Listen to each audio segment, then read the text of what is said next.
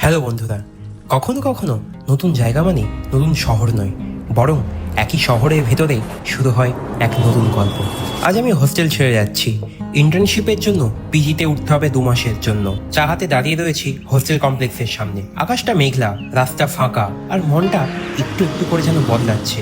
সেই চেনা রাস্তাগুলোর দিকে তাকালাম, যেন একসাথে বলছে দেখা হবে আবার। রুমে ফিরে এসে ব্যাগ গোছাচ্ছি, জামা কাপড়, কিছু বই, আরো কিছু কিছু জিনিসপত্র, এবং সঙ্গে ছোট ছোট মুহূর্ত। একটা ট্রানজিশনে সব ব্যাগ উঠাও, যেন স্মৃতিগুলো এক জায়গায় গুছিয়ে নেওয়া হলো। রুমে তালা দিলাম, আর একবার ঘুরে দেখলাম সেই পরিচিত ঘরটাকে। লাগেজ তুলে দিলাম গাড়িতে। হোস্টেলমেটকে বললাম দেখা হবে ভাই, খুব তাড়াতাড়ি।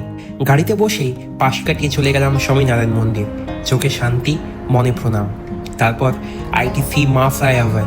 কলকাতার গলিগুলো যেন বলছিল তুই এখানেই থাকিস, কিন্তু গল্পটা এবার একটু নতুন হোক।